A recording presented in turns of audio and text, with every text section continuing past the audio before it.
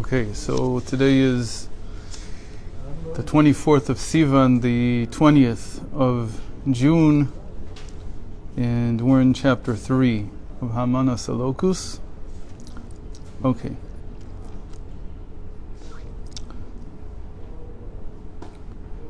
So we finished reading the Maharal. There was a strike in Beersheba. Oh, there was? Yeah. 7 lightly wounded. Doesn't say anything more about it. Okay. So then he says, we read this yesterday, that God is not physical and he's not any type of body. That's why we call him the Holy One, blessed be he. We don't the Holy Blessed One. We don't say the Wise One or anything else. Why? Because holiness means separateness, being distinct from everything else. So we're like about 20 lines from the bottom. He is simple. We said simple means he's not predicated. There's no adjectives you can add. ומזה בעצמו שהוא פשוט בתכלית הפשיטות, אין דבר נבדל ממנו, כי הדבר שיש לו גדר מיוחד בדבר מה, בשאותו גדר נבדל ממנו דבר שאינו בגדרו. So, actually, because of this, we can't even say that he is distinct from any one of the adjectives. This is also something the Rambam liked. The Rambam likes to say that he is wise, but not in our wisdom. And he is compassionate, but not in our compassion. Meaning, we're giving attributes, but we're so he's giving an attribute, and he's saying he's not this. Yeah, right. So he says the Maharal, that's also not so great. Because you can't say he's distinct from an adjective if he has no adjectives. Even saying that he's distinct from this or from that. You just have to say he's distinct. He's unique. You don't have to say from each one separately. Because when you say that it's from each one separately, you're saying that there's some kind of connection to one of these that you have to nullify, that you have to negate.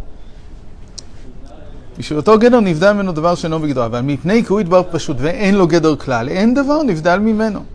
Now he says it goes the other way around also. I think this is the Chiddush, and this is, I hope I'm understanding these words correctly. I have to see how others understood his words. So he says, if he has no definition at all, then then there is nothing that is distinct from him. He switches now the direction. If I understand it correctly, I hope I understand it correctly. He's saying, you can't say that he's distinct from things because he has no definition. So you can't say he's not wise. That would be improper. But it works the other way around also. That if he's not wise, then he's certainly at least wise. That's what he's saying. That he's not distinct from anything else. He's distinct from everything, but because of that, nothing is distinct from him. What does that mean? It means that Hashem is everything. And that's why we say that he is omniscient and he's omnipotent. Because he is everything. And the most important thing is he knows everything. He's omniscient here. Omniscience, people understand omniscience the way we understand knowledge. That I have knowledge of what's in somebody's mind. Omniscience means he knows all things from himself. He doesn't need to peer into them because there's nothing distinct. That's what we mean by distinct. Here, by distinct, we mean separate. There's nothing separate from him. And because of that, hu yodea kol v'hu yachol hakol. Omniscience of the knowledge of the outside. Right. Yeah. I'll give an example. When you have a dream, and in your dream you see someone else, and this person seems to be autonomous, and you can't even think into their mind. Just because they're in your dream, because you're dreaming it, for some reason you can't telepathically understand what this figure in your dream is thinking. I use this a lot because I used to have dreams where I was in some predicament and I was being held by other figures in the dream, and I wanted to escape, but I couldn't figure out what they were thinking. And when I woke up in the morning, it troubled me a lot. Why is it that I can't think in my dream that I see into their mind. What's preventing that? Theoretically, I should be able to. You probably think about by day, this would be Maybe. in the night. Good. So it's probably some limitation that I have. Maybe it's my limitation. But here, It wasn't the dream.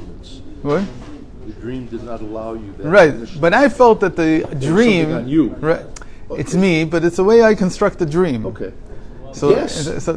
so that's like the limitation of the way we perceive knowledge. Okay. We perceive knowledge that you have your thoughts, and if I want to see them, I have to go into you.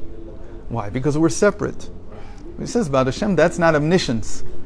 He can't, it's not that he peers into your mind and now he knows. He is your mind.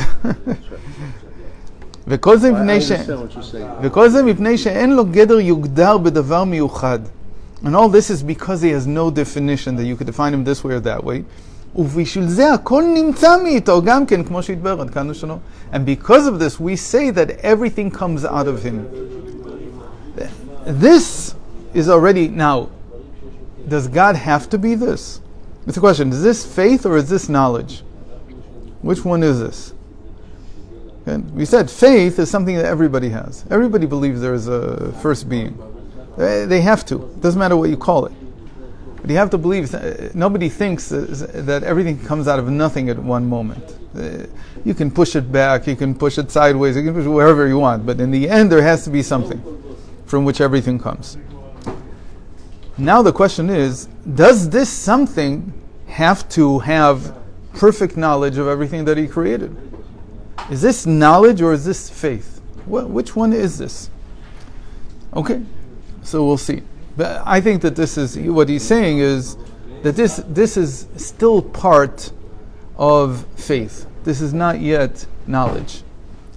We said, right? We said there's two mitzvahs. There's a mitzvah to believe in Hashem and there's a mitzvah to know Hashem.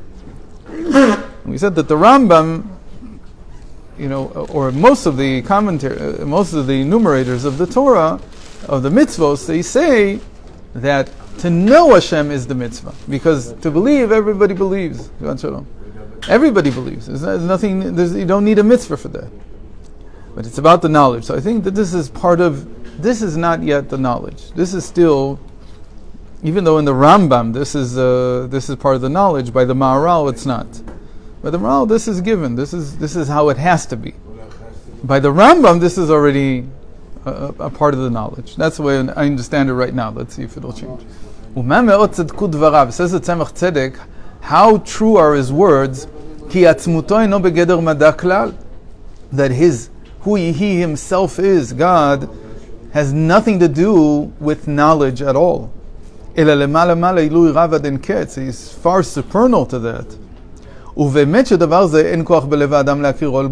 And that part, that we can't fathom what Hashem is, that is beyond the human mind to comprehend. כי האדם מצייר בשכלו כל הדברים שהן בו, ויצייר בשכלו מהות הרצון, מהות החוכמה, או בינה או דעת. Because we can only imagine something based on what we are. We can't imagine something that we're not. There's no way of doing that. We will always be taking it's called the anthropomorphic principle, that whatever we think about, we're going to think about it in our image. We can't think about it in any other way. There's no way. So we have to imagine that Hashem is will, or He's wise, or He's understanding, or He's knowledge. It's just one of the human limitations of our comprehension. There's no other way we can do this. Or He might be loving kindness, or He could be compassion, that this is what He is, and that this is what He's His first nature. And even when, let's say, that we try to imagine wisdom that is not the wisdom that we have. Like the Rambam says, he's wise, but not the wisdom that we have. We don't know what that means. What does it mean? Wisdom, but not the wisdom that I have. If I can understand it as wisdom, I understand it. That's the wisdom I have.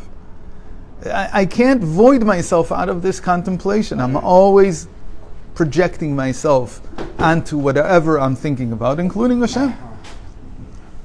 והמעלה ומדרגה ראשונה אצל הנבראים מהחוכמה, שלכן נקראת ראשית חוכמה. By the prophets, this is very interesting historically, that the prophets didn't call Hashem knowledge. What did they call him? Reshit Chokhmah. They called him wisdom. Meaning, it's only the philosophers, it's only the Rambam who now begins to call him knowledge. Hu hayodea, hu hamadav, hu hayodua. But the prophets, when they imagined Hashem, so they came to the conclusion that Hashem is wisdom. ולכן שירצה לצייר מהותו יתברך שיהיה מצויר בדעתו, אי אפשר זולת במהות שיכול להצטייר, והיא החוכמה.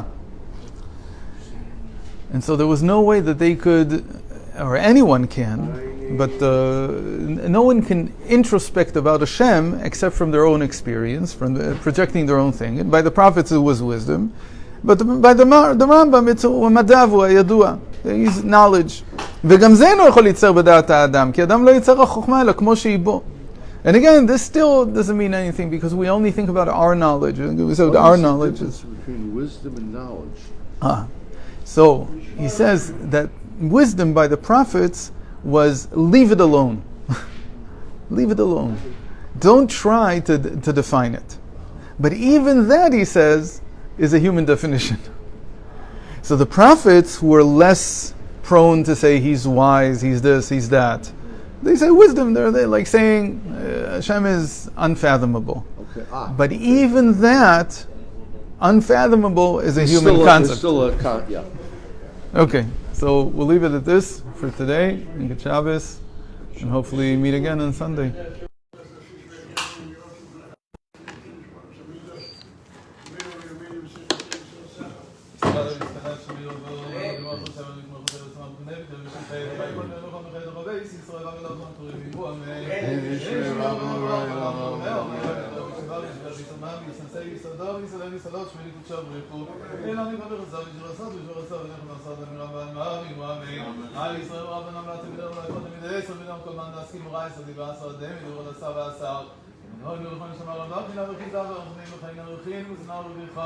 וכל העמים כולם בו מבשמעיה ואמרו אמן. יש לומר רבה מן שמעיה וחיים טובים עלינו כל ישראל ואמרו אמן. עשה שלום, אמרו אמרו יעשה שלום עלינו כל ישראל ואמרו אמן.